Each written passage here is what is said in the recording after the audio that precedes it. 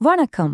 இன்னைக்கு நாம நம்மள சுத்தி இருக்கிற எல்லா எலக்ட்ரானிக் பொருட்களுக்குள்ளயும் ஒளிஞ்சிக்கிட்டு இருக்கிற ஒரு சின்ன ஆனா ரொம்ப முக்கியமான விஷயத்த பத்தி பார்க்க போறோம்.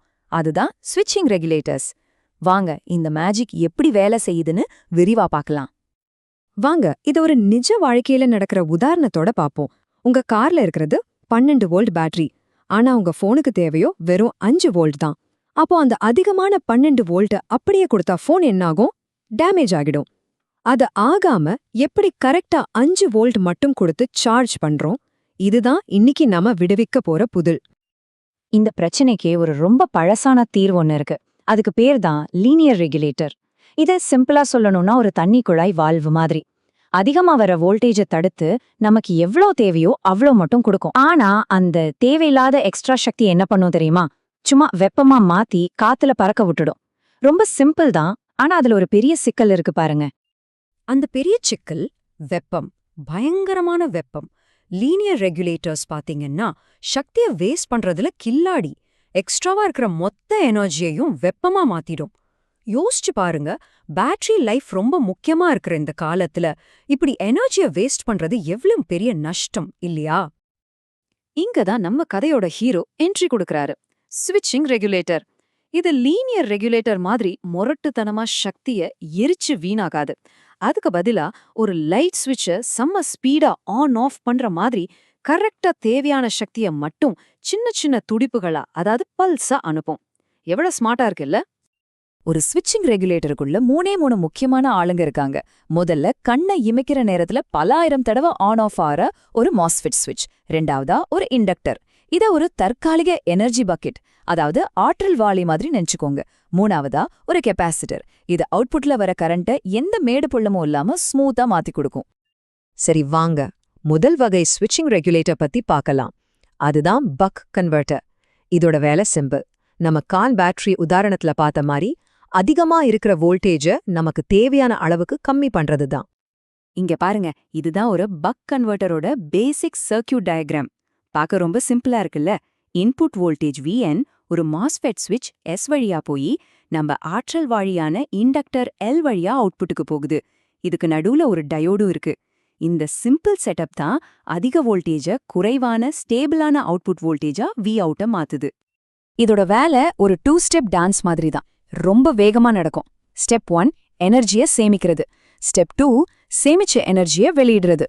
இந்த டான்ஸோட வேகத்தை, அதாவது ஸ்விட்ச் எவ்வளோ நேரம் ஆன்ல இருக்கு எவ்வளோ நேரம் ஆஃப்ல இருக்குங்கிறத டியூட்டி சைக்கிள் அப்படிங்கிற ஒரு விஷயம் கண்ட்ரோல் பண்ணும். அந்த டான்ஸோட முதல் ஸ்டெப் பாருங்க. ஸ்விட்ச் ஆன்ல இருக்கு. இப்போ கரண்ட் நம்ம ஆற்றல் வாளியான இண்டக்டர் வழியா பாயுது.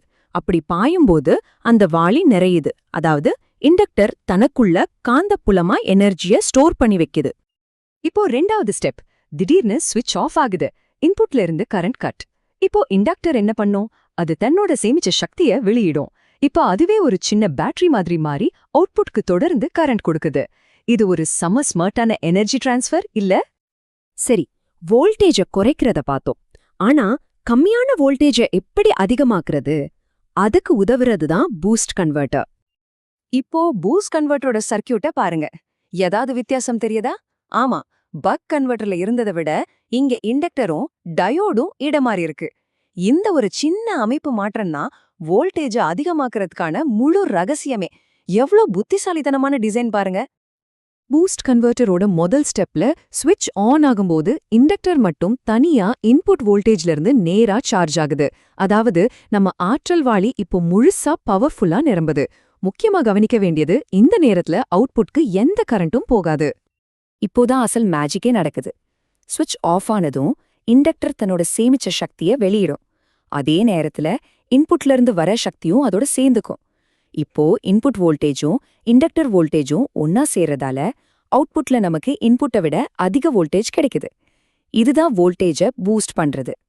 சரி, இவ்வளவு தூரம் இத பத்தி பேசுறோமே, ஆனா உண்மையில இந்த ஸ்விட்சிங் டெக்னாலஜி ஏன் இவ்வளவு முக்கியம்? இதனால நமக்கு கிடைக்கிற பெரிய நன்மை என்ன? இந்த டேபிள பார்த்தாலே உங்களுக்கு எல்லா வித்தியாசமும் புரிஞ்சிடும். திறன், வெப்ப இழப்பு, அளவுன்னு எல்லாத்துலயுமே ஸ்விட்சிங் ரெகுலேட்டர் தான் வின்னர். ஆற்றல் வீணாகிறது ரொம்ப ரொம்ப கம்மிங்கிறதால பெரிய ஹீட் சிங்க் எல்லாம் தேவையே இல்ல. அதனால தான் இதெல்லாம் ரொம்ப சின்னதாவும் குளிர்ச்சியாவும் இருக்கு. 90% மேல செயல்திறன். நினைச்சு பாருங்க, நம்ம குடுக்கிற சக்தியில கிட்டத்தட்ட எதுவுமே வீணாகாம நேரா நம்ம டிவைஸுக்கு போகுது. இதனால தான் நம்ம ஃபோன், லேப்டாப் பேட்டரி எல்லாம் இவ்ளோ நேரம் நிக்குது. இதுல நாம புரிஞ்சுக்க வேண்டிய முக்கியமான விஷயம் என்னன்னா, அந்த இண்டக்டர், அதாவது நம்ம ஆற்றல் வாழி, சக்திய வேஸ்ட் பண்ற ஒரு பொருள் கிடையாது. அது ஒரு போஸ்ட்மேன் மாதிரி. சக்திய ஒரு இடத்துல இருந்து இன்னொரு இடத்துக்கு எந்த சேதாரமும் இல்லாம கொண்டு போய் சேர்க்கிற ஒரு கருவி, அவ்வளவுதான். இந்த டெக்னாலஜி ஏதோ பெரிய லேப்ல மட்டும் இல்லைங்க. நீங்க தினமும் யூஸ் பண்ற உங்க ஸ்மார்ட் போன், லேப்டாப், டிவி, ஏன் உங்க வீட்ல இருக்கிற எல்இடி பல்ப் வரைக்கும் எல்லாத்துக்குள்ளேயும் இந்த சின்ன ஆனா பவர்ஃபுல்லான சர்க்யூட் ஒளிஞ்சுக்கிட்டு இருக்கு. அப்போ நல்லா யோசிச்சு சொல்லுங்க, நீங்க இப்ப பாத்துக்கிட்டு இருக்கிற இந்த ஸ்கிரீனுக்கு உண்மையில பவர் கொடுக்கறது எது? அது வெறும் பேட்டரி மட்டும் இல்ல, அதுக்குள்ள ஒளிஞ்சுகிட்டு இருக்கிற இந்த குட்டி ஹீரோ தான் ஒரு ஸ்விட்சிங் ரெகுலேட்டர். வினாடிக்கு மில்லியன் கணக்கான முறை ஆற்றலை துடிக்க வச்சு இந்த காட்சியை உங்க கண்ணு முன்னாடி கொண்டு வந்து சேர்க்குது. இந்த அற்புதமான விஷயத்தை என் கூட சேர்ந்து கத்துக்கிட்டதுக்கு ரொம்ப நன்றி.